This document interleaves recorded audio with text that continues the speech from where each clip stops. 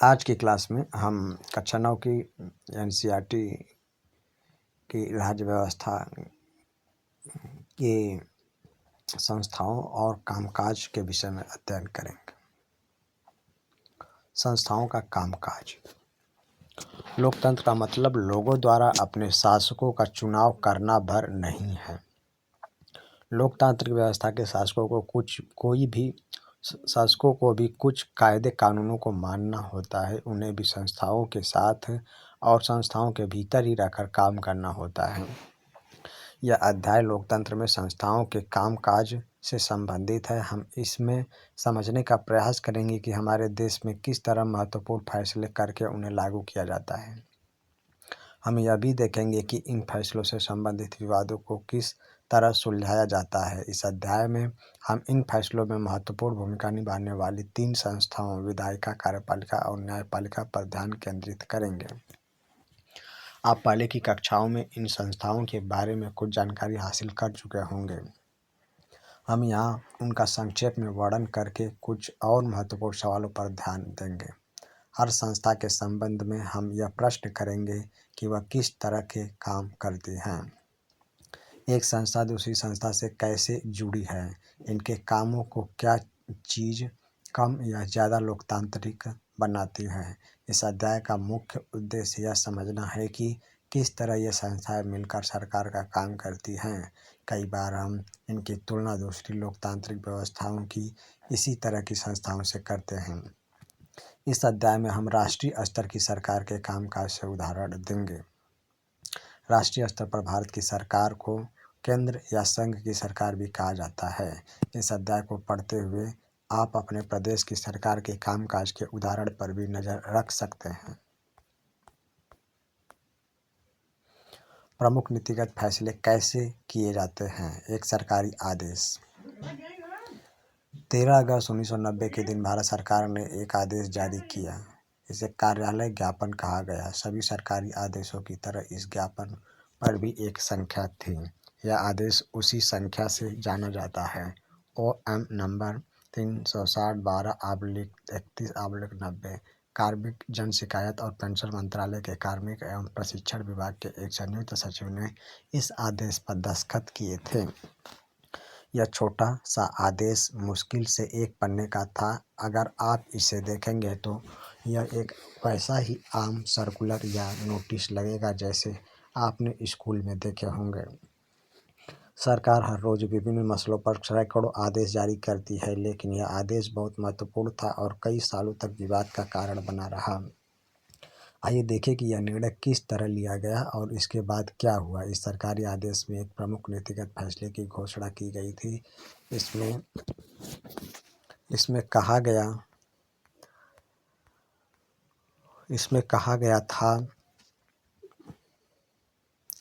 गया था कि भारत सरकार के सरकारी पदों और सेवाओं में 27% रिक्तियां सामाजिक एवं शैक्षणिक दृष्टि से पिछड़े वर्गों SEBC के लिए आरक्षित होंगे। अब तक जिन जाति समूहों को सरकार पिछड़ा मानती है, उन्हीं का एक और नाम SEBC socially and educationally backward classes है।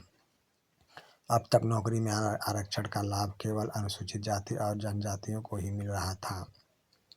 अब SEBC या सामाजिक और शैक्षिक दृष्टि से पिछड़े वर्गों के लिए तीसरी श्रेणी तैयार की जा रही थी और इनके लिए 27% का अलग कोटा तैयार किया जा रहा था। अन्य लोग इन 27% नौकरियों के लिए प्रतियोगिता नहीं कर सकते थे। निर्णय करने वाले। इस ज्ञापन को जारी करने का फैसला किसने किया। जाहिर है अकेले उस व्यक्ति ने इतना बड़ा फैसला नहीं किया होगा जिसके हस्ताक्षर उस दस्तावेज पर थे। वह अपने मंत्री द्वारा दिए गए निर्देशों को लागू करने वाला अधिकारी था। कामक और प्रशिक्षण विभाग में मंत्री ने भी खुद यह निर्णय नहीं किया होगा। आप अनुमान लगा सकते हैं कि इतने बड़े निर्णय में देश के सभी प्रमुख अधिकारी शामिल रहे होंगे। आपने पिछली कक्षा में इनमें से कुछ के बारे में पहले पढ़ लिया होगा। अब एक बार फिर इन प्रमुख बिंदुओं पर सरसरी नज़र डालते हैं। राष्ट्रपति राष्ट्राध्यक्ष होता है और औपचारिक रूप से देश का सबसे बड़ा अधिकारी होता है। प्रधानमंत्री सरकार का प्रमुख होता है और दरअसल सरकार की ओर से अधिकांश अधिकारों का इस्तेमाल वही करता है। प्रधानमंत्री की सिफारिश पर राष्ट्रपति मंत्रियों को नियुक्त करता है। इनसे बचने वाले मंत्रिमंडल की बैठकों में ही राजकाज से जुड़े अधिकतर निर्णय लिए जाते हैं। संसद में राष्ट्रपति और 2 सदन होते हैं, लोकसभा और राज्यसभा। प्रधानमंत्री को लोकसभा के सदस्यों के बहुमत का समर्थन हासिल होना जरूरी है। तो क्या कार्यालय ज्ञापन के फैसले के मामले में ये सब शामिल थे? इसके बारे में पता करते हैं। यह सरकारी आदेश एक लंबे घटना चक्र का परिणाम था। भारत सरकार ने 1979 में दूसरा पिछड़ी जाति आयोग गठित किया था। इसकी अध्यक्षता बीपी मंडल ने की थी और इसी के कारण इसे आमतौर पर मंडल आयोग मंडल आयोग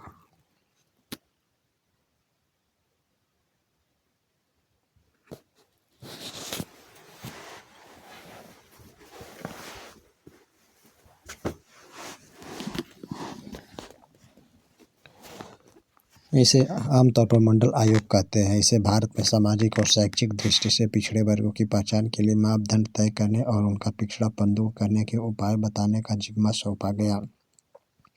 इस आयोग ने 1980 में अपनी सिफारिशें दी। आयोग द्वारा सुझाए गए उपायों में एक सिफारिश थी सरकारी नौकरियों में सामाजिक और शैक्षिक दृष्टि से पिछड़े वर्गों के लिए 27% आरक्षण देना। इस रिपोर्ट और उसकी सिफारिशों पर संसद में चर्चा हुई। वर्षों तक कई पार्टियां और सांसद इसे लागू करने की मांग करते रहे। फिर 1989 का लोकसभा चुनाव हुआ। जनता दल ने अपने चुनाव घोषणा पत्र में वादा किया कि सत्ता में आने पर वह मंडल आयोग की सिफारिशों को लागू करेगा। चुनाव के बाद जनता दल की ही सरकार बनी और इसके नेता वीपी सिंह प्रधानमंत्री बने। इसके बाद कई घटनाएं हुई। नई सरकार ने संसद में राष्ट्रपति के भाषण के जरिए मंडल रिपोर्ट लागू करने की अपनी मंशा की घोषणा की। 6 अगस्त 1990 को केंद्रीय कैबिनेट की बैठक में इसके बारे में एक औपचारिक निर्णय किया गया। अगले दिन प्रधानमंत्री वीपी सिंह ने एक बयान के जरिए इस निर्णय के बारे में संसद के दोनों सदनों को सूचित किया।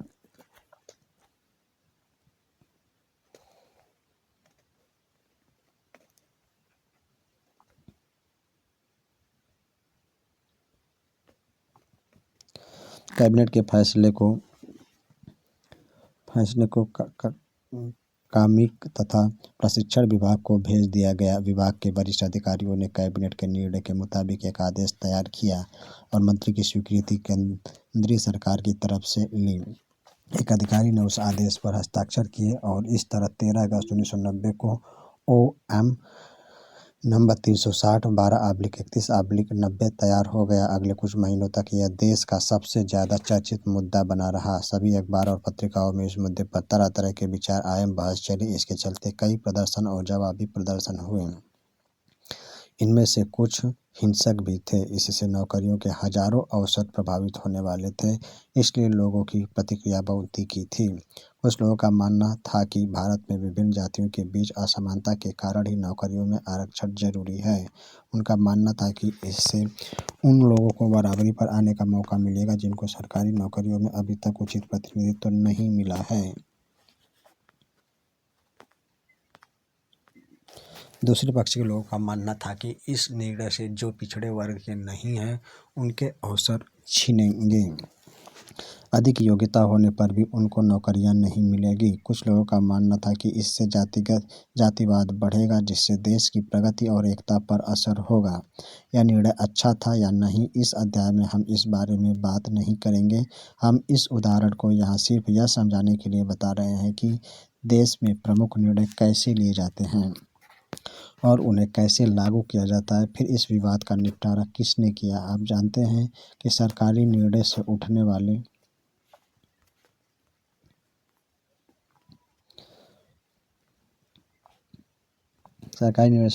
विवादों का निपटारा सर्वोच्च न्यायालय और उच्च न्यायालय करते हैं। इस आदेश के विरोधी कुछ लोगों और संस्थाओं ने अदालतों में कई मुकदमे दायर कर दिए। उन्होंने अदालत से इस आदेश को अवैध घोषित करके लागू होने से रोकने की अपील की। भारत के सर्वोच्च न्यायालय ने इन सभी मुद्दों को एक साथ जोड़ दिया। इस मुकदमे को इंदिरा साहनी एवं अन्य बनाम भारत सरकार मामला कहा जाता है। सर्वोच्च न्यायालय के 11 सबसे वरिष्ठ न्यायाधीशों ने दोनों पक्षों की दलीलें सुनी।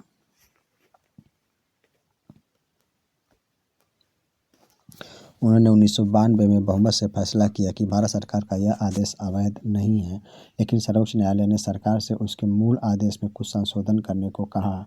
उसने कहा कि पिछड़े वर्ग की अच्छी स्थिति वाले लोगों को आरक्षण का लाभ नहीं मिलना चाहिए।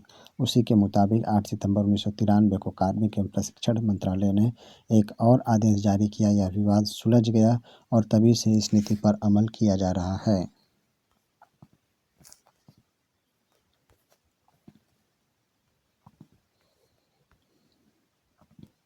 राजनीतिक संस्थाओं की आवश्यकता। हमने एक उदाहरण देखा कि सरकार कैसे काम करती है। किसी देश को चलाने में इस तरह की कई गतिविधियां शामिल होती है। मिसाल के तौर पर सरकार पर नागरिकों की सुरक्षा सुनिश्चित करने और सबको शिक्षा एवं स्वास्थ्य सुविधाएं मुहैया कराने की जिम्मेदारी होती है। वह कर इकट्ठा करती है और इसे सेना, पुलिस तथा विकास कार्यक्रमों पर खर्च करती है। वह विभिन्न कल्याणकारी योजनाएं बनाकर उन्हें लागू करती है। कुछ व्यक्तियों को इन गतिविधियों को चलाने के लिए फैसला करना होता है।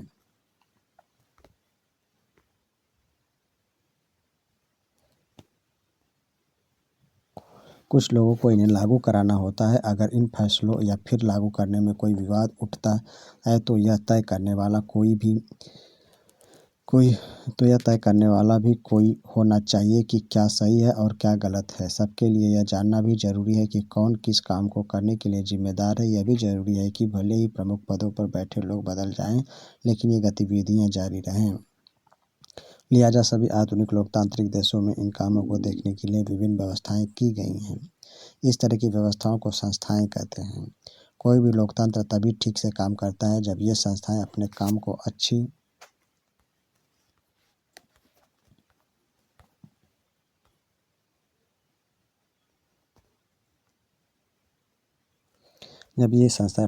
अच्छी तरह से करती हैं।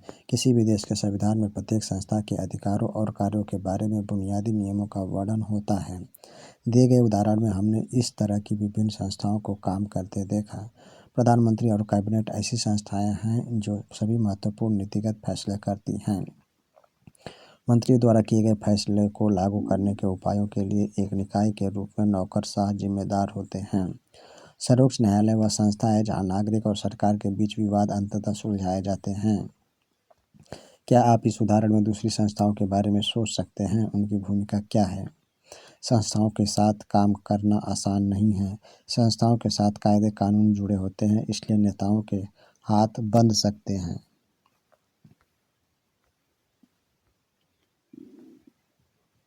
संस्थाओं के कामकाज में कुछ बैठकें, कुछ समितियां और कुछ रूटीन काम होता है।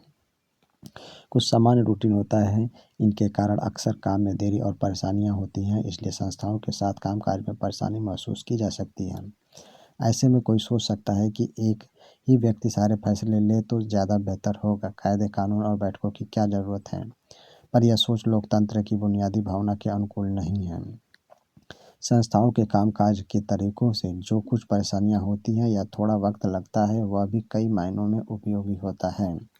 किसी भी फैसले के पहले अनेक लोगों से राय विचार करने का अवसर मिल जाता है।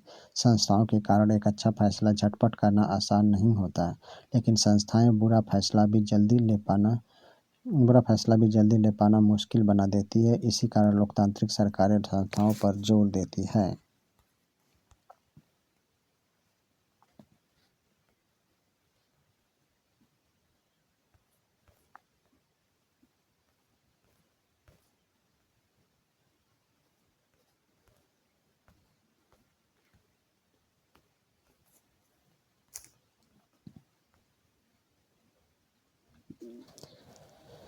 GI department of per and TRGOM number 36/12/31/31/90 east SCT dated 13/8/1990। Subject 27% reservation for socially and educationally backward classes in civil post or services in a multiple undulating society like ours. Early achievement of the objective of social injustice as established in the Constitution is a must. The second Backward Classes Commission, called the Mandal Commission, was established by the then government with this purpose in view, which submitted its report to the Government of India on 31st December 1980. Government had carefully considered the report and the recommendations of the Commission in the present context regarding the benefits to be extended to the socially and educationally backward classes opined by the Commission, and are of the clear view that at the outset certain weightage has to be provided to such classes in the services of the Union and their public undertakings. Accordingly, orders are issued as follows. 27% of the vacancies in civil posts and services under the Government of India shall be reserved for SEPC. The aforesaid reservation shall apply to vacancies to be filled by direct GI Department of War Drag OM number इतना subject reservation for other backward classes in civil posts and services under the Government of India regarding the undersigned is directed to refer to this department OM number इतना dated the 13th August 1990 and 25th September 1991 regarding reservation for socially and educationally backward classes in civil posts and services under the Government of India, and to say that following the Supreme Court judgment in the Indira Sahni and other versus Union of India and other case, writ petition civil number 930 of 1990, the Government of India appointed an expert committee to recommend the criteria for exclusion of the socially advanced persons or sections from the benefits of reservations for other backward classes in civil posts and services under the Government of India.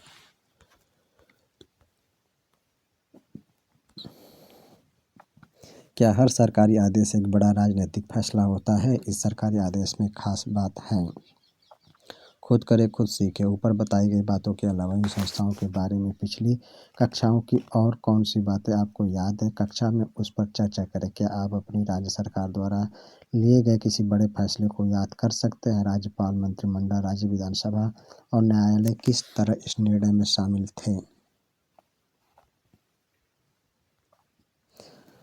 अब आई बात समझ में, इसलिए वे राजनीति के मंडलीकरण की बात करते हैं। ठीक कहा न मैंने?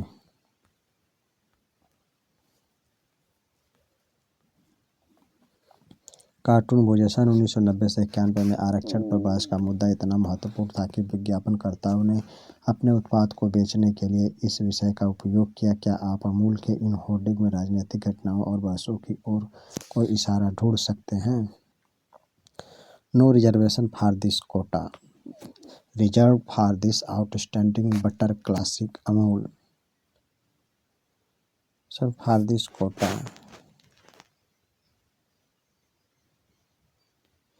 Reserve for this outstanding butter classic Amul.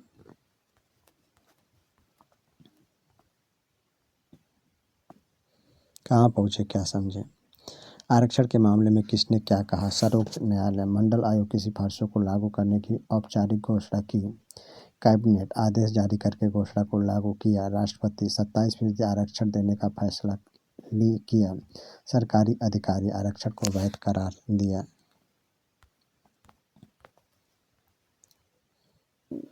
आपके स्कूल को चलाने के लिए कौन सी संस्थाएं काम करती है? क्या यह अच्छा होता कि ज़्यादा स्कूल के कामकाज के बारे में सिर्फ एक व्यक्ति सभी फैसले लेता?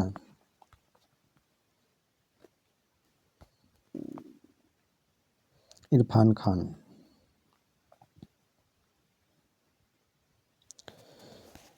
संसद कार्यालय ज्ञापन के उदाहरण में क्या आपको संसद की भूमिका याद है? शायद नहीं, चूंकि यह फैसला संसद ने नहीं किया था, लिहाजा आपको लग सकता है कि इस फैसले में संसद की कोई भूमिका नहीं थी।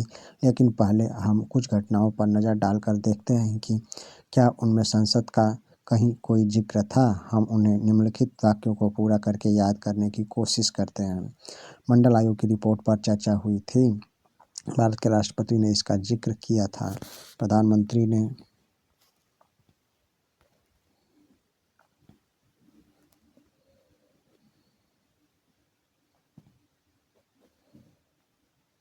प्रधानमंत्री ने यह फैसला सीधे संसद में नहीं किया प्रधानमंत्री ने यह फैसला सीधे संसद में नहीं किया गया था, लेकिन इस रिपोर्ट पर संसद में हुई चर्चा से सरकार की राय प्रभावित हुई थी। इसकी वजह से सरकार पर मंडल आयोग की सिफारिश पर कार्रवाई करने के लिए दबाव पड़ा था। अगर संसद इस फैसले के पक्ष में नहीं होती तो सरकार यह कदम नहीं उठा सकती थी। क्या आप अंदाज़ा लगा सकते हैं कि क्यों सरकार यह कदम नहीं उठा सकती थी? आपने पहले की कक्षा में संसद के बारे में जो पढ़ा है, उसे याद करके यह कल्पना करने की कोशिश कीजिए कि अगर संसद ने कैबिनेट के फैसले को मंजूरी न दी होती तो क्या होता।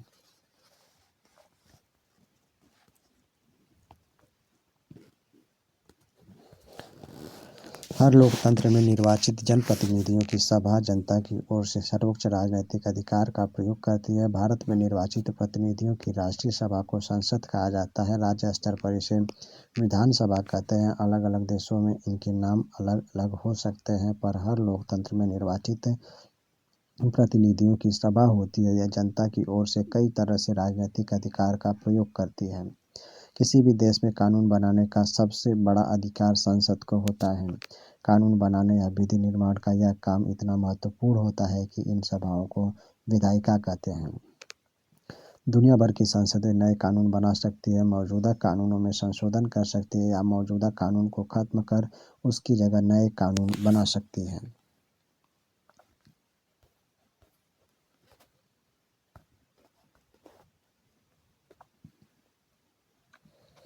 दुनिया भर में संसद सरकार चलाने वालों को नियंत्रित करने के लिए कुछ अधिकारों का प्रयोग करती है। भारत जैसे देश में उसे सीधा और पूर्ण नियंत्रण हासिल है। संसद के पूर्ण समर्थन की स्थिति में ही सरकार चलाने वाले फैसले कर सकते हैं। सरकार के हर पैसे पर संसद का नियंत्रण होता है। अधिकांश देशों में संसद की मंजूरी के बाद ही सार्वजनिक पैसे को खर्च किया जा सकता है। सार्वजनिक मसलों और किसी देश की राष्ट्रीय नीति पर चर्चा और बहस के लिए संसद ही सर्वोच्च संघ है। संसद किसी भी मामले में सूचना मांग सकती है।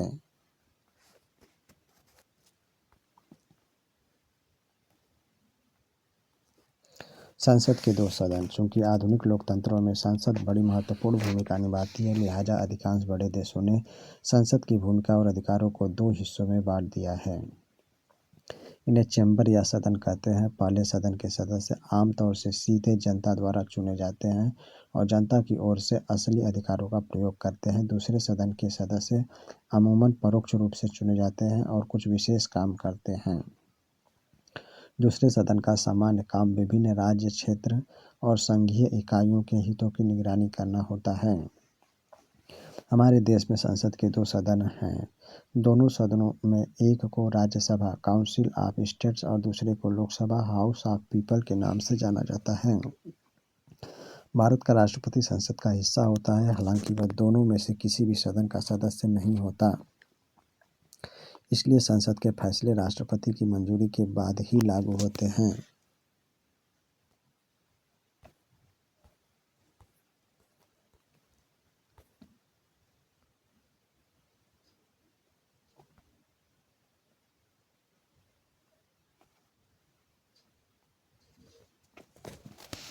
आपने पिछली कक्षाओं में भारतीय संसद के बारे में पढ़ा है। अध्याय 4 से आपको पता चल गया है कि लोकसभा का चुनाव कैसे होता है। अब संसद के दोनों सदनों के गठन में प्रमुख अंतर को याद करते हैं। इन मामलों में लोकसभा और राज्यसभा के बारे में अलग अलग जवाब दीजिए। कुल सदस्यों की संख्या कितनी होती है? सदस्यों को कौन चुनता है? उनका कार्यकाल कितना होता है? क्या सदन को हमेशा के लिए भंग किया जा सकता है या वह अस्थायी है? लोकसभा बनाम राज्यसभा, दोनों सदनों में से अधिक प्रभावशाली कौन है? राज्यसभा को कभी कभी अपर हाउस और लोकसभा को लोअर हाउस कहा जाता है। इसका यह मतलब नहीं है कि राज्यसभा लोकसभा से ज़्यादा प्रभावशाली होती है। यह महज बोलचाल की पुरानी शैली है और हमारे संविधान में यह भाषा इस्तेमाल नहीं की गई है। हमारे संविधान में राज्यों के संबंध में राज्यसभा को कुछ विशेष अधिकार दिए गए हैं, लेकिन अधिकतर मसलों पर सर्वोच्च अधिकार लोकसभा के पास ही है। आइए देखें कैसे। किसी भी सामान्य कानून को पारित करने के लिए दोनों सदनों की जरूरत होती है, लेकिन अगर दोनों सदनों के बीच कोई मतभेद हो तो अंतिम फैसला दोनों के संयुक्त अधिवेशन में किया जाता है। इसमें दोनों सदनों के सदस्य एक साथ बैठते हैं। सदस्यों की संख्या अधिक होने के कारण इस तरह की बैठक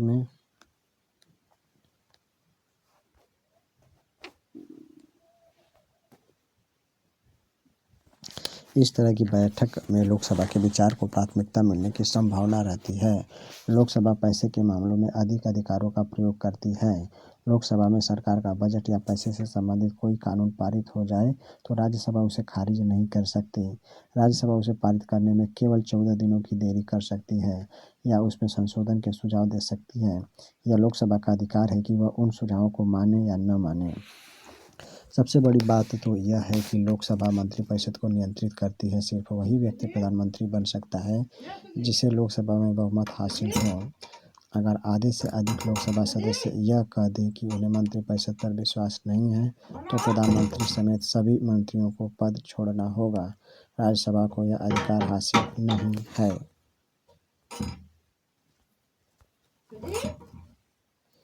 खुद करें खुद सीखें। संसद सत्र के दौरान दूरदर्शन पर लोकसभा और राज्यसभा की कार्यवाहियों पर रोजाना एक विशेष कार्यक्रम आता है। कार्यवाहियों को देखकर या अखबारों में उसके बारे में पढ़कर निम्नलिखित चीज़ों की सूची बनाएं। संसद के दोनों सदनों के अधिकार, अध्यक्ष की भूमिका, विपक्ष की भूमिका।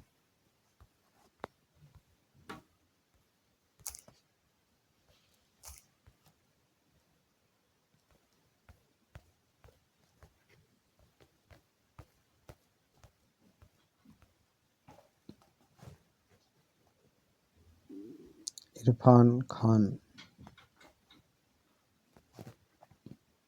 जब हमें मालूम है कि जिस पार्टी की सरकार है उसके विचार ही प्रभावी होंगे तो संसद में इतनी बहस और चर्चा करने का क्या मतलब है?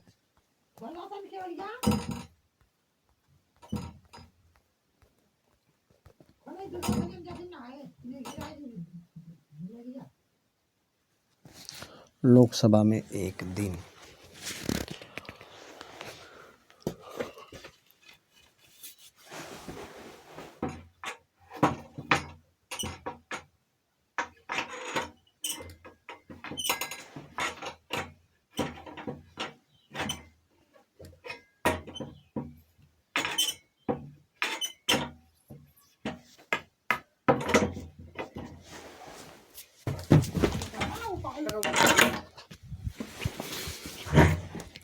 लोकसभा में एक दिन 14वीं लोकसभा के कार्यकाल में 7 दिसंबर 2004 एक सामान्य दिन था। आइए इस बात पर गौर करें कि सदन में इस बार क्या हुआ।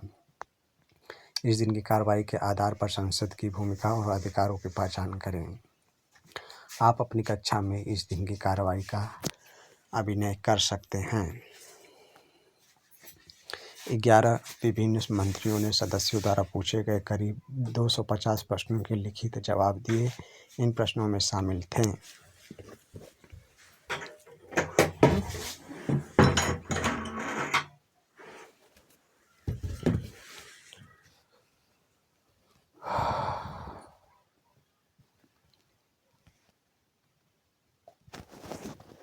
कश्मीर के आतंकवादी समूह से बातचीत के बारे में सरकार की नीति क्या है? पुलिस और आम लोगों द्वारा अनुसूचित जनजातियों के खिलाफ किए गए अत्याचारों का आंकड़ा बताएं।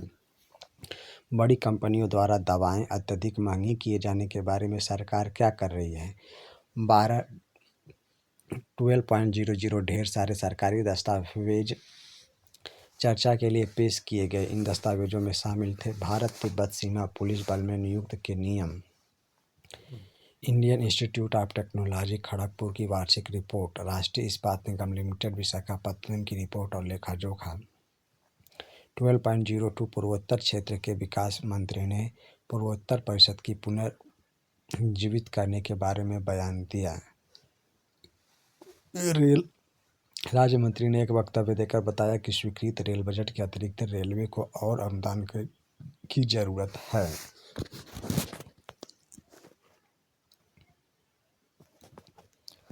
मानव संसाधन विकास मंत्री ने अल्पसंख्यक शैक्षिक संस्थान विधेयक 2004 के लिए राष्ट्रीय आयोग की घोषणा की।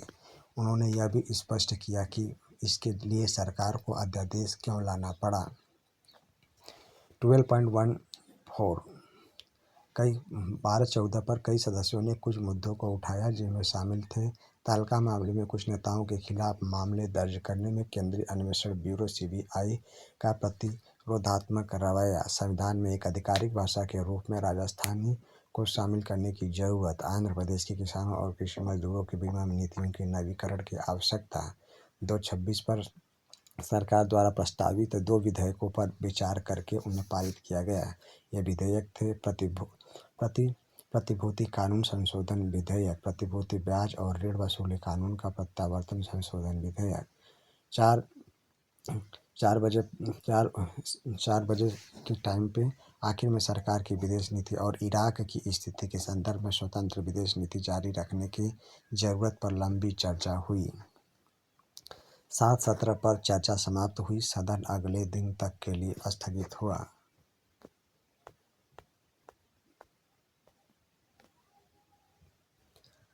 राजनैतिक कार्यपालिका।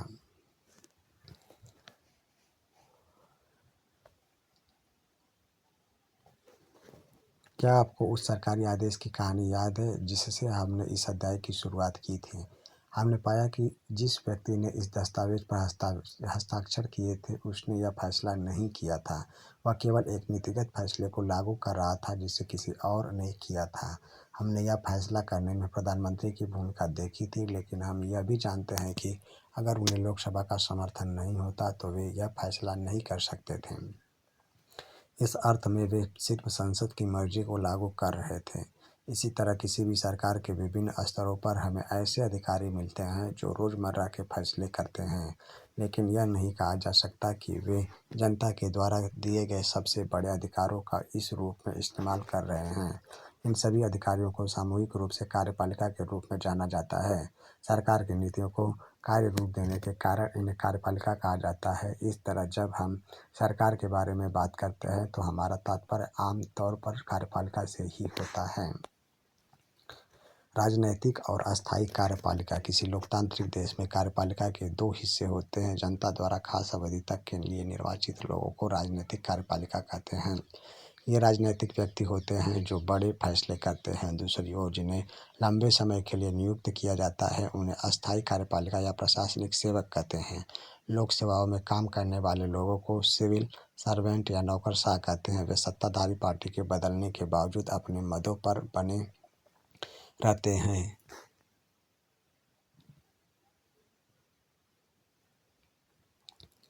ये अधिकारी राजनैतिक कार्यपालिका के तहत काम करते हैं और रोजमर्रा के प्रशासन में उनकी सहायता करते हैं। क्या आप कार्यालय ज्ञापन के मामले में राजनीतिक और गैर राजनीतिक कार्यपालिका की भूमिका बता सकते हैं? आप पूछ सकते हैं कि राजनीतिक कार्यपालक को गैर राजनीतिक कार्यपालक से ज़्यादा अधिकार क्यों होते हैं? मंत्री किसी नौकरशाह से ज़्यादा प्रभावशाली क्यों होता है? नौकरशाह अमूमन अधिक शिक्षित होता है और उसे विषय की अधिक महारत और जानकारी होती है। वित्त मंत्रालय में काम करने वाले सलाहकारों को अर्थशास्त्र की जानकारी वित्त मंत्री से ज़्यादा हो सकती है। कभी कभी मंत्रियों को अपने मंत्रालय के अधीनस्थ मामलों की तकनीकी जानकारी बहुत कम हो सकती है। रक्षा उद्योग, स्वास्थ्य, विज्ञान और प्रौद्योगिकी, खान आदि मंत्रालयों में ऐसा होना आम बात है। फिर इन मामलों में अंतिम निर्णय करने का अधिकार मंत्रियों को क्यों हो? इसकी वजह बहुत सीधी है। किसी भी लोकतंत्र में लोगों की इच्छा सर्वोपरि होती है। मंत्री लोगों द्वारा चुना गया होता है और इस तरह उसे जनता की ओर से उनकी इच्छाओं को लागू करने का अधिकार होता है। वह अपने फैसले के नतीजे के लिए लोगों के प्रति जिम्मेदार होता है। इसी वजह से मंत्री ही सारे फैसले करता है। मंत्री ही उस ढांचे और उद्देश्यों को तय करता है जिसमें नीतिगत फैसले किए जाते हैं। किसी मंत्री से अपने मंत्रालय के मामलों का विशेषज्ञ होने की कतई उम्मीद नहीं की जाती। सभी तकनीकी मामलों पर मंत्री विशेषज्ञों की सलाह लेता है, लेकिन विशेषज्ञ अक्सर अलग राय रखते हैं या फिर वे एक से अधिक विकल्प मंत्री के सामने पेश करते हैं। मंत्री अपने उद्देश्यों के मुताबिक ही निर्णय लेता है।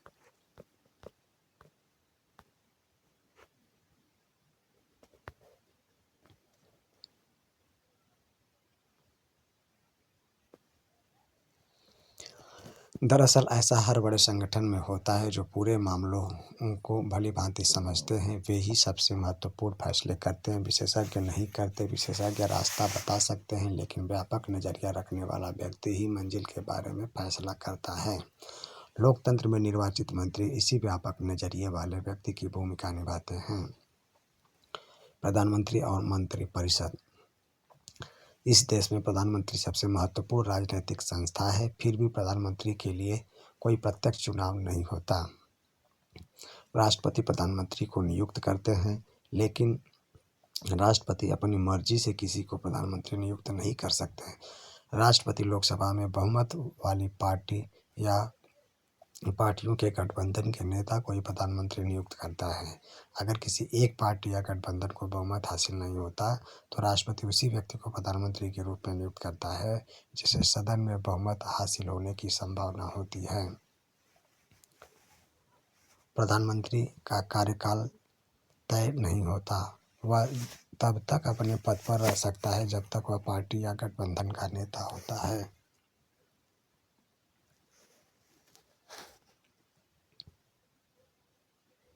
प्रधानमंत्री को नियुक्त करने के बाद राष्ट्रपति प्रधानमंत्री की सलाह पर दूसरे मंत्रियों की नियुक्ति करते हैं।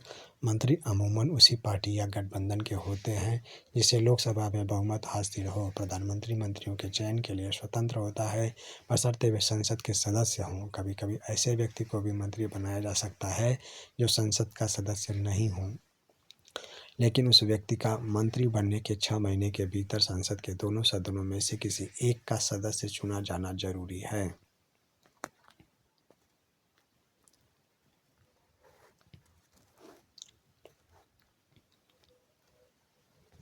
मंत्रिपरिषद उस निकाय का सरकारी नाम है जिसमें सारे मंत्री होते हैं। इसमें अमूमन विभिन्न स्तरों के 60 से 80 मंत्री होते हैं। कैबिनेट मंत्री अमूमन सत्ताधारी पार्टी या गठबंधन की पार्टियों के वरिष्ठ नेता होते हैं। ये प्रमुख मंत्रालयों के प्रभारी होते हैं। कैबिनेट मंत्री मंत्रिपरिषद के नाम पर फैसले करने के लिए बैठक करते हैं। इस तरह कैबिनेट मंत्रिपरिषद का शीर्ष समूह होता है। इसमें करीब 25 मंत्री होते हैं। स्वतंत्र प्रभार वाले राज्य मंत्री अमूमन छोटे मंत्रालयों के प्रभारी होते हैं। वे विशेष रूप से आमंत्रित किए जाने पर ही कैबिनेट की बैठकों में भाग लेते हैं। राज्य मंत्री अपने विभाग के कैबिनेट मंत्रियों से जुड़े होते हैं और उनकी सहायता करते हैं। चूंकि सारे मंत्रियों के लिए नियमित रूप से मिलकर हर बात पर चर्चा करना व्यावहारिक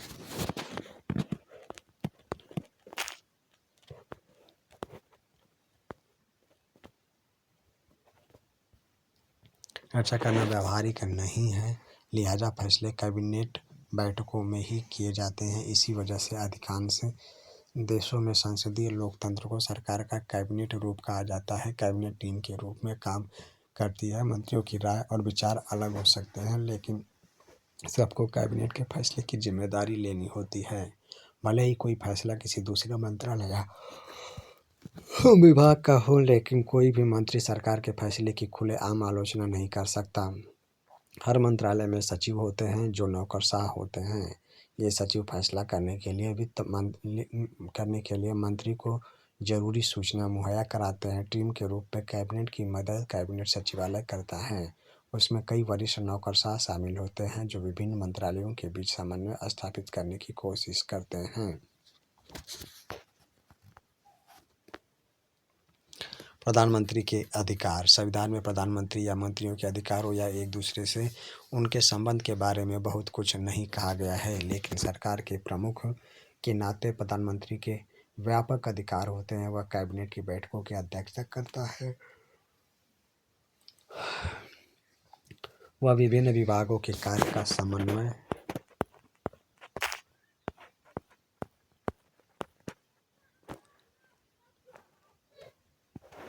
वह विभिन्न विभागों के कार्य का समन्वय करता है। विभागों के विवाद के मामले में उसका निर्णय अंतिम माना जाता है। वह विभिन्न विभागों की सामान्य निगरानी करता है। सारे मंत्री उसी के नेतृत्व में काम करते हैं। प्रधानमंत्री मंत्रियों को काम का वितरण और पुनर्वितरण करता है। जो उसे किसी मंत्री को बर्खास्त करने का भी अधिकार होता है। जब प्रधानमंत्री अपना पद छोड़ता है तो पूरा मंत्रिमंडल इस्तीफा दे देता है।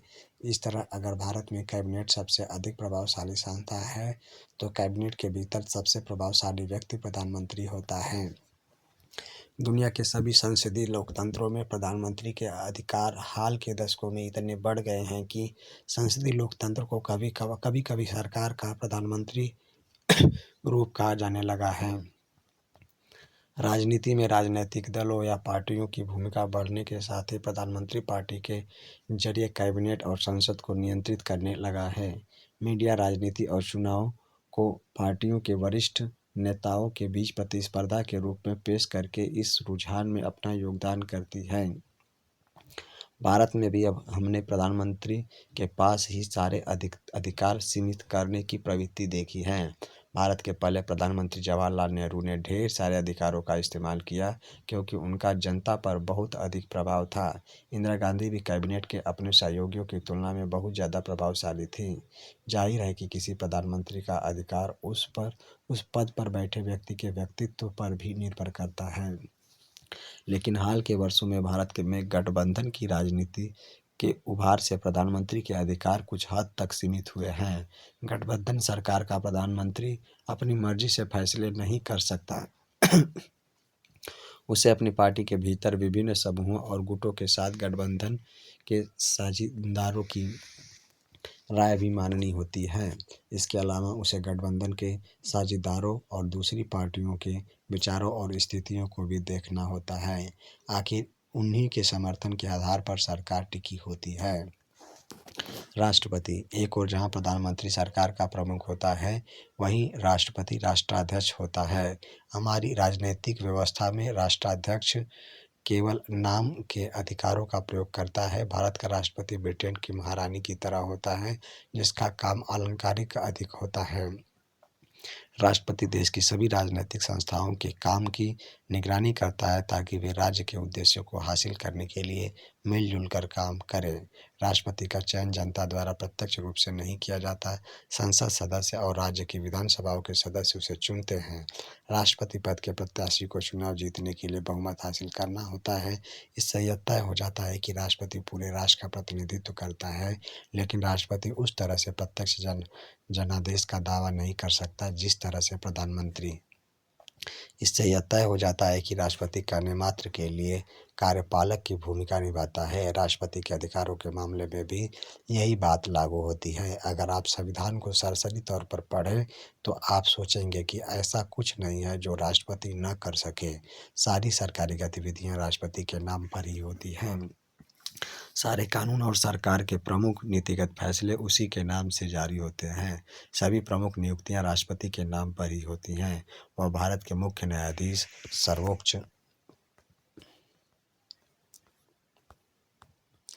सर्वोच्च न्यायालय और राज्य के उच्च न्यायालयों के न्यायाधीशों, राज्यपालों, चुनाव आयुक्तों और दूसरे देशों में राजदूतों आदि को नियुक्त करता है। सभी अंतर्राष्ट्रीय संधियां और समझौते उसी के नाम से होते हैं। भारत के रक्षा बलों का सुप्रीम कमांडर राष्ट्रपति ही होता है, लेकिन हमें यह याद रखना चाहिए कि राष्ट्रपति इन अधिकारों का इस्तेमाल मंत्रिपरिषद की सलाह पर ही करता है। राष्ट्रपति मंत्रिपरिषद को अपनी सलाह पर पुनर्विचार करने के लिए कह सकता है, लेकिन अगर वही सलाह दोबारा मिलती है तो वह उसे मानने के लिए बाध्य होता है। इसी प्रकार संसद द्वारा पारित कोई विधेयक राष्ट्रपति की मंजूरी के बाद ही कानून बनता है। अगर राष्ट्रपति चाहे तो उसे कुछ समय के लिए रोक सकता है। वह विधेयक पर पुनर्विचार के लिए उसे संसद में वापस भेज सकता है, लेकिन अगर संसद दोबारा विधेयक पारित करती है तो उसे उस पर हस्ताक्षर करने ही पड़ेंगे। तो आप सोच रहे होंगे कि राष्ट्रपति करता क्या है? क्या वह अपने विवेक से भी कुछ कर सकता है, एक महत्वपूर्ण चीज़ है जो उसे स्वविवेक से करनी चाहिए। प्रधानमंत्री की नियुक्ति। जब कोई पार्टी या गठबंधन चुनाव में बहुमत हासिल कर लेता है तो राष्ट्रपति के पास कोई विकल्प नहीं होता, उसे लोकसभा में बहुमत वाली पार्टी या गठबंधन के नेता को प्रधानमंत्री नियुक्त करना होता है। जब किसी पार्टी या गठबंधन को लोकसभा में बहुमत हासिल नहीं होता तो राष्ट्रपति अपने विवेक से काम लेता है। वह ऐसे नेता को नियुक्त करता है जो उसकी राय में लोकसभा में बहुमत जुटा सकता है। ऐसे मामले में राष्ट्रपति नवनियुक्त प्रधानमंत्री से एक तय समय के भीतर लोकसभा में बहुमत साबित करने के लिए कहता है।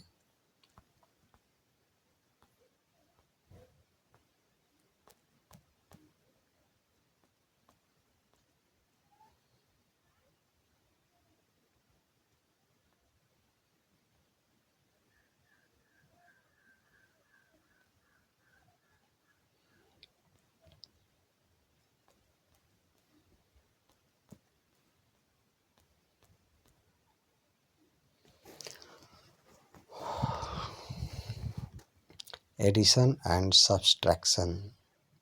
सन का डोंट स्पेयर भी। Children's books trust. मंत्री बनने की होड़ नई नहीं है। यह कार्टून 1962 के बाद नेहरू मंत्रिमंडल में शामिल होने के लिए उम्मीदवारों की बेचैनी दर्शाता है। राजनेता मंत्री बनने के लिए इतने बेचैन क्यों रहते हैं? आप क्या सोचते हैं? केंद्र और अपनी राज्य सरकार के 5 कैबिनेट मंत्रियों और उनके मंत्रालय के नाम लिखें।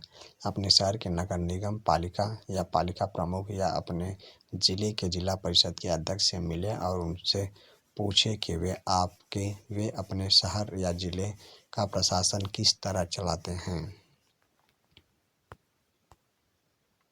Are K Laxman, the Times of India. इस कार्टून में अपनी लोकप्रियता के उफान वाले 1970 के दशक के शुरुआती दिनों में इंदिरा गांधी को कैबिनेट की बैठक करते दिखाया गया है। क्या आपको लगता है कि उनके बाद बने किसी प्रधानमंत्री को इसी आकार या रूप में दिखाते हुए कार्टून बनाया जा सकता है?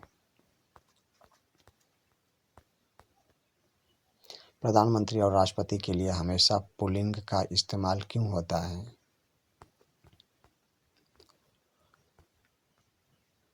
इस सवाल से तो मेरा दिमाग ही चकरा गया। जब कोई महिला राष्ट्रपति बनेगी तो क्या उसे राष्ट्रपति कहना ठीक होगा? क्या हमारी भाषा मर्दों ने बनाई है? लोकतंत्र के लिए कैसा प्रधानमंत्री होता है? ऐसा जो केवल अपनी मर्जी से काम करता है या ऐसा जो दूसरी पार्टियों और व्यक्तियों से भी सलाह लेता है?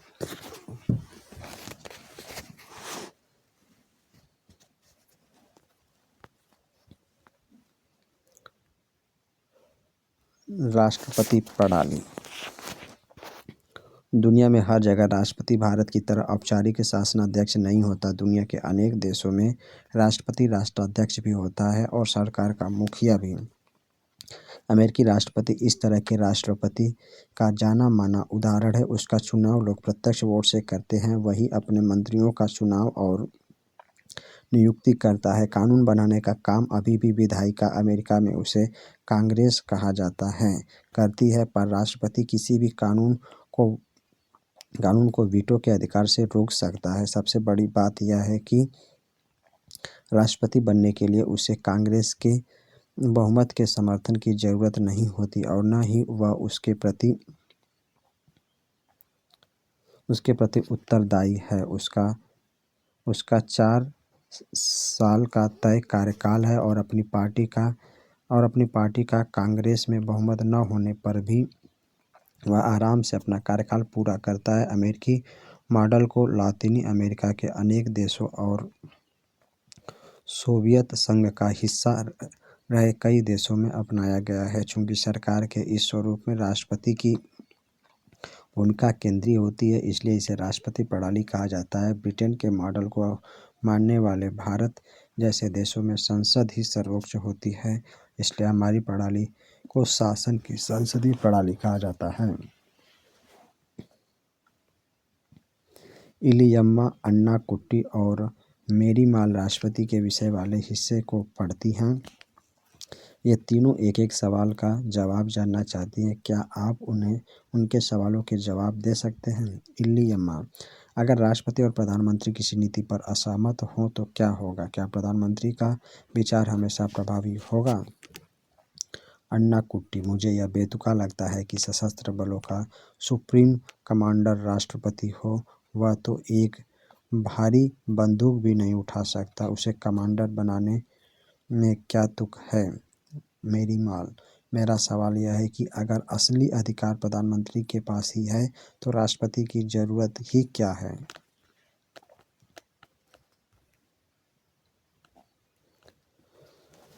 न्यायपालिका: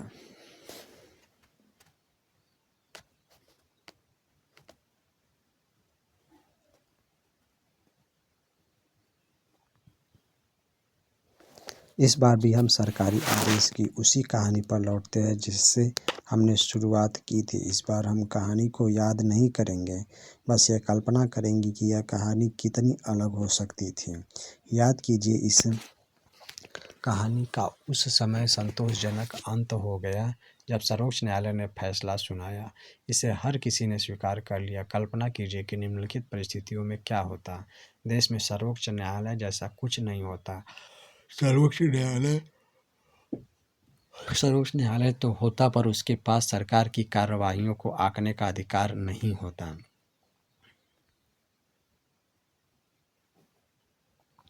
उसे अधिकार होता, मगर सर्वोच्च न्यायालय से कोई निष्पक्ष न्याय की उम्मीद नहीं रखता। भले ही वह निष्पक्ष फैसला सुना देता, लेकिन सरकार के आदेश के खिलाफ अपील करने वाले उसके फैसले को नहीं मानते।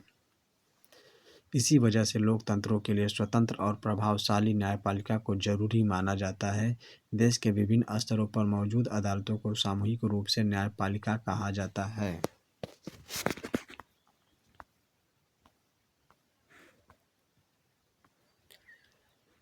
भारतीय न्यायपालिका में पूरे देश के लिए सर्वोच्च न्यायालय, राज्यों में उच्च न्यायालय, जिला न्यायालय और स्थानीय स्तर के न्यायालय होते हैं। भारत में न्यायपालिका एकीकृत है। इसका मतलब यह कि सर्वोच्च न्यायालय देश में न्यायिक प्रशासन को नियंत्रित करता है। देश के सभी अदालतों को उसका फैसला मानना होता है। वह इनमें से किसी भी विवाद की सुनवाई कर सकता है।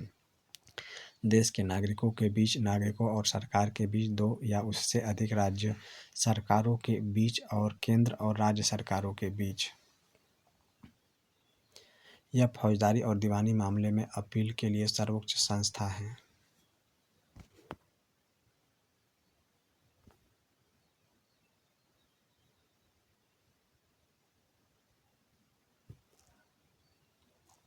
यह फौजदारी और दीवानी मामलों में अपील के लिए सर्वोच्च संस्था है। यह उच्च न्यायालयों के फैसलों के खिलाफ सुनवाई कर सकता है। न्यायपालिका की स्वतंत्रता का मतलब है कि वह विधायिका या कार्यपालिका के नियंत्रण में नहीं है। न्यायाधीश सरकार के निर्देश या सत्ताधारी पार्टी की मर्जी के मुताबिक काम नहीं करते। इसी वजह से सभी आधुनिक लोकतंत्रों में अदालतें विधायिका और कार्यपालिका के अधीन नहीं होती। भारत ने इस लक्ष्य को हासिल कर लिया है। राष्ट्रपति सर्वोच्च न्यायालय और उच्च न्यायालयों के न्यायाधीशों को प्रधानमंत्री की सलाह पर और सर्वोच्च न्यायालय के मुख्य न्यायाधीश के मशविरे से नियुक्त करता है। व्यावहारिक तौर पर अब इस व्यवस्था में सर्वोच्च न्यायालय के वरिष्ठ न्यायाधीश सर्वोच्च न्यायालय और उच्च न्यायालयों के नए न्यायाधीशों को चुनते हैं।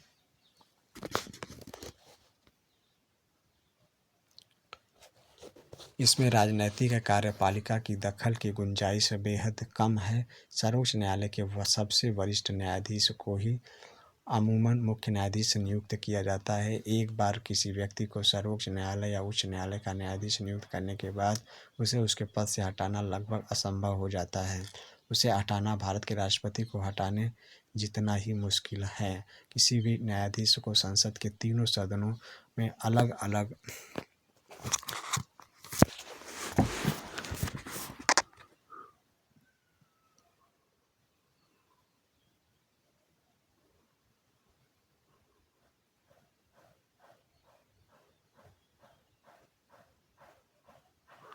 संसद के दोनों सदनों में अलग अलग 2/3 बहुमत से अविश्वास प्रस्ताव पारित करके ही हटाया जा सकता है। भारतीय लोकतंत्र में ऐसा कभी नहीं हुआ। भारत की न्यायपालिका दुनिया की सबसे अधिक प्रभावशाली न्यायपालिकाओं में से एक है। सर्वोच्च न्यायालय और उच्च न्यायालयों को देश के संविधान की व्याख्या का अधिकार है। अगर उन्हें लगता है कि विधायिका का कोई कानून या कार्यपालिका की कोई कार्रवाई संविधान के खिलाफ है तो वे केंद्र और राज्य स्तर पर ऐसे कानून या कार्रवाई को अमान्य घोषित कर सकते हैं। इस तरह जब उनके सामने किसी कानून या कार्यपालिका की कार्रवाई को चुनौती मिलती है तो वे उसकी संवैधानिक वैधता तय करते हैं। इसे न्यायिक समीक्षा के रूप में जाना जाता है। भारत के सर्वोच्च न्यायालय ने यह भी फैसला दिया है कि संसद संविधान के मूलभूत सिद्धांतों को बदल नहीं सकती। भारतीय न्यायपालिका के अधिकार और स्वतंत्रता उसे मौलिक अधिकारों के रक्षक के रूप में काम करने की क्षमता प्रदान करते हैं। हम नागरिकों के अधिकार वाले अध्याय में देखेंगे कि नागरिकों को संविधान से मिले अपने अधिकारों के उल्लंघन के मामले में इंसाफ पाने के लिए अदालतों में जाने का अधिकार है। हाल के वर्षों में अदालतों ने सार्वजनिक हित और मानवाधिकारों के संरक्षण के लिए विभिन्न फैसले और निर्देश दिए हैं। सरकार की कार्रवाइयों से जनहित को ठोस पहुंचने की स्थिति में कोई भी अदालत जा सकता है। इसे जनहित याचिका कहते हैं। अदालतें सरकार को निर्णय करने की शक्ति के दुरुपयोग से रोकने के लिए हस्तक्षेप करती हैं। वे सरकारी अधिकारियों को भ्रष्ट आचरण से रोकती हैं। इसी वजह से लोगों के बीच न्यायपालिका को काफ़ी विश्वास हासिल है। निम्नलिखित संदर्भों में एक कारण देकर समझाइए कि भारतीय न्यायपालिका किस तरह स्वतंत्र है। न्यायाधीशों की नियुक्ति, न्यायाधीशों को पद से हटाना, न्यायपालिका के अधिकार। भारत के मुख्य न्यायमूर्ति श्री जस्टिस J.S. खेयर 25 जुलाई 2017 को नई दिल्ली में संसद के केंद्रीय सभागार में श्री रामनाथ कोविंद को भारत के राष्ट्रपति पद की शपथ दिलाते हुए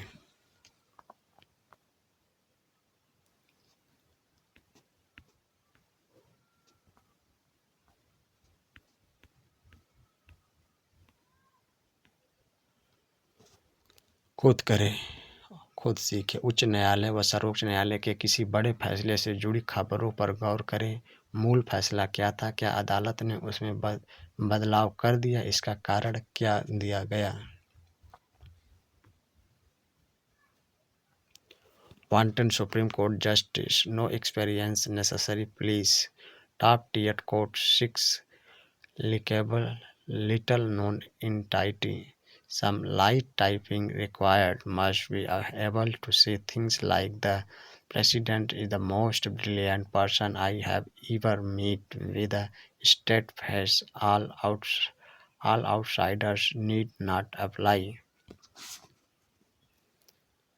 संयुक्त राज्य अमेरिका में न्यायाधीशों को उनके राजनैतिक विचार और दलीय जुड़ाव के आधार पर नियुक्त करना एक आम बात है। यह काल्पनिक विज्ञापन वहाँ सन 2005 में एक कार्टून के रूप में छपा। उस समय राष्ट्रपति बुश अमेरिकी सर्वोच्च न्यायालय में मनोनयन के लिए विभिन्न उम्मीदवारों के नाम पर विचार कर रहे थे। यह कार्टून न्यायालय की स्वतंत्रता के बारे में क्या कहता है? हमारे देश में इस तरह के कार्टून क्यों नहीं छपते?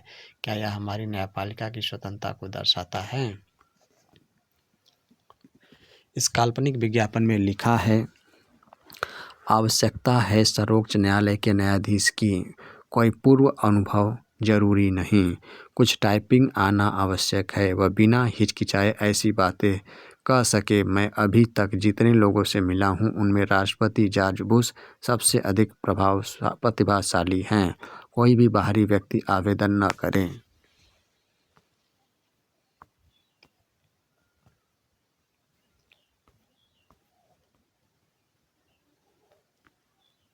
भारत के मुख्य न्यायमूर्ति श्री जस्टिस J.S. खेयर 25 जुलाई 2017 को नई दिल्ली में संसद के केंद्रीय सभागार में श्री रामनाथ कोविंद को भारत के राष्ट्रपति पद की शपथ दिलाते हुए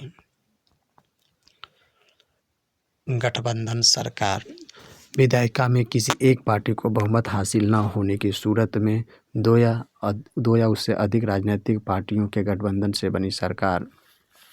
कार्यपालिका व्यक्तियों का ऐसा निकाय जिसके पास देश के संविधान और कानून के आधार पर प्रमुख नीति बनाने, फैसले करने और उन्हें लागू करने का अधिकार होता है। सरकार संस्थाओं का ऐसा समूह जिसके पास देश में व्यवस्थित जन जीवन सुनिश्चित करने के लिए कानून बनाने, लागू करने और उसकी व्याख्या करने का अधिकार होता है। व्यापक अर्थ में सरकार किसी देश के लोगों और संसाधनों को नियंत्रित और उनकी निगरानी करती है। न्यायपालिका एक राजनीतिक संस्था जिसके पास न्याय करने और कानूनी विवादों के निपटारे का अधिकार होता है। देश की सभी अदालतों को एक साथ न्यायपालिका के नाम से पुकारा जाता है। विधायिका जनप्रतिनिधियों की सभा जिसके पास देश का कानून बनाने का अधिकार होता है। कानून बनाने के अलावा विधायिका को कर बढ़ाने, बजट बनाने और दूसरे वित्त विधेयकों को बनाने का विशेष अधिकार होता है। कार्यालय ज्ञापन सक्षम अधिकारी द्वारा जारी पत्र जिसमें सरकार के फैसले या नीति के बारे में बताया जाता है। राजनैतिक संस्था देश की सरकार और राजनीतिक जीवन के आचार को नियमित करने वाली प्रक्रियाओं का समूह। आरक्षण भेदभाव के शिकार, वंचित और पिछड़े लोगों और समुदायों के लिए सरकारी नौकरियों तथा शैक्षिक संस्थाओं में पद एवं सीटें आरक्षित करने की नीति। राज्य निश्चित क्षेत्र में फैली राजनीतिक इकाई जिसके पास संगठित सरकार हो और घरेलू तथा विदेश नीतियों को बनाने का अधिकार हो। सरकारें बदल सकती हैं पर राज्य बना रहता है। बोलचाल की भाषा में देश, राष्ट्र और राज्य को समानार्थी के रूप में प्रयोग किया जाता है। राज्य शब्द का एक अन्य प्रयोग किसी देश के अंदर की प्रशासनिक इकाइयों या प्रांतों के लिए भी होता है। इस अर्थ में राजस्थान, झारखंड, त्रिपुरा आदि भी राज्य कहे जाते हैं। आज की क्लास का यह अध्याय समाप्त हुआ। धन्यवाद।